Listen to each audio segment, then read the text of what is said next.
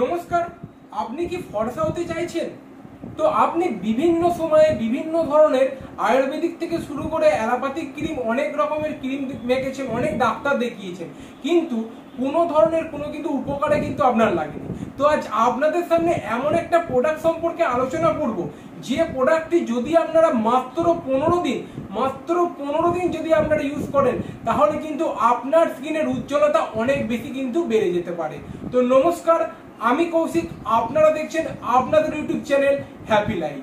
চলুন ভিডিওটা শুরু থেকে শেষ পর্যন্ত আমার সঙ্গে আপনারা যে প্রোডাক্টটি আমার হাতে দেখতে পাচ্ছেন, এটির নাম হচ্ছে ফেয়ার অ্যান্ড ফেয়ার। তো এই ক্রিমটি আপনারা সমস্ত মেডিসিন কাউন্টারে কিন্তু আপনারা খুব সহজেই পেয়ে যাবেন। তো এই ক্রিমটির মধ্যে তিনটে কম্পোজিশন দিয়ে কোম্পানি তৈরি করেছে।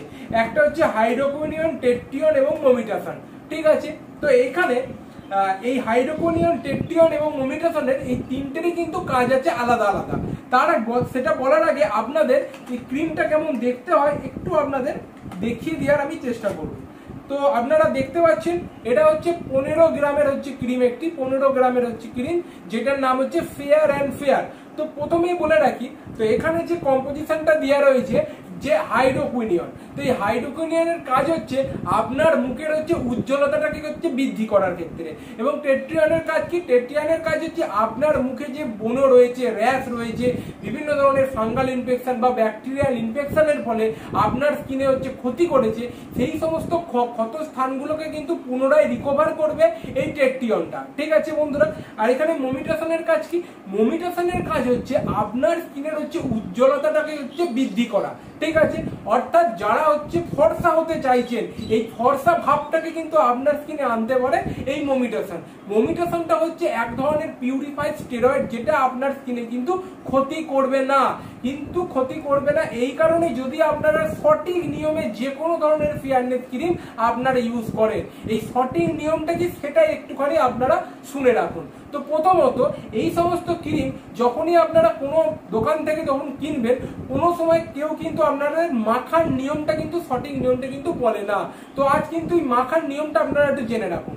তো প্রথমত, যখনই আপনারা ইউজ করবেন, কখনো কিন্তু সারা রাত ধরে কিন্তু মুখের মধ্যে এই সমস্ত ফেয়ারনেস ক্রিম রাখবেন না। যদি রাখেন, কিন্তু আপনার স্কিনে অনেক ধরনের সাইড এফেক্ট দেখতে পাবেন। কিরকম সাইড এফেক্ট? যখন আপনারা সারা রাত মেখে ধরুন রোদের মধ্যে যাচ্ছেন, তখন আপনাদের স্কিনে কিন্তু লালচে লালচে ছোপ দেখতে পাবেন। তো নচেত বিভিন্ন ধরনের কিন্তু অ্যালার্জি আসবে, মুখের মধ্যে চুলকানি হবে, র্যাশ সৃষ্টি হবে। তো সঠিক নিয়মটা কি?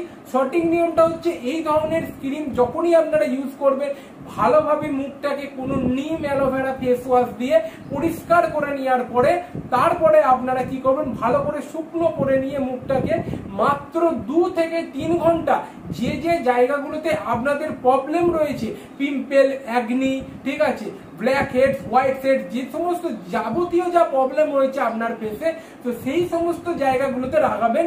পুরো মুখে কিন্তু লাগিয়ে রাখবেন না, মাত্র একটুখানি নিয়ে সেই সমস্ত জায়গাগুলোতে 2 থেকে 3 ঘন্টা মধ্যে রেখে দেওয়ার পরে, যে সমস্ত সাবানগুলোতে দেখবেন ক্ষার কম, অর্থাৎ দেখবেন যে সমস্ত সাবানে দেখবেন ফেনা কম হয়, যেমন দেখবেন ডাব আছে, স্যাভলন আছে, ডেটল আছে, এই সমস্ত সাবান দিয়ে আবার পরিষ্কার করে মুখটাকে ধুয়ে ফেলবেন।